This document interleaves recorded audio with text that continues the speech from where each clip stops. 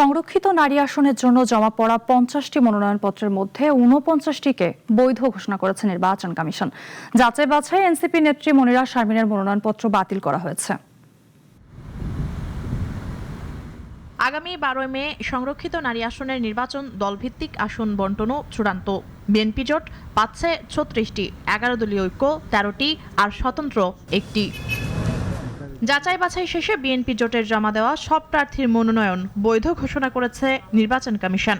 Commission সূত্র বলছে, প্রার্থীদের কাগজপত্র, আইনগত শর্ত এবং প্রয়োজনীয় তথ্যের মধ্যে কোনো অসঙ্গতি পাওয়া যায়নি। ফলে দলটির নির্ধারিত 36টি আসনের বিপরীতে প্রায় সব প্রার্থী চূড়ান্ত তালিকায় থাকার পথে রয়েছে।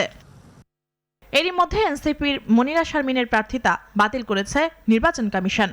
বৃহস্পতিবার নির্বাচন কমিশন তার প্রার্থিতা অবৈধ ঘোষণা করেছে, যদিও এই সিদ্ধান্তের বিরুদ্ধে আপিল করার সুযোগ থাকছে তার জন্য।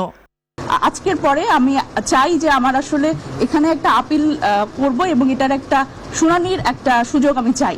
কারণ আমি চাই, এখানে ইনারা তো আসলে কাগজপত্র জমা নিয়েছেন, কিন্তু আমি তো আমার কথাটা বলতে পারিনি। তো আমার জায়গা থেকে আমি শুনানির সুযোগটা চাই। আইন অনুযায়ী সরকারি চাকরি ছাড়ার 3 বছরের মধ্যে সংসদ সদস্য পদে প্রার্থী হওয়ার সুযোগ নেই। সেই বিধান থাকা সত্ত্বেও রাষ্ট্রায়ত্ত কৃষি ব্যাংকের চাকরি ছাড়ার কয়েক মাসের মাথায় প্রার্থী হওয়ায় মনিরা শারমিনের প্রার্থিতা নিয়ে প্রশ্ন ওঠে।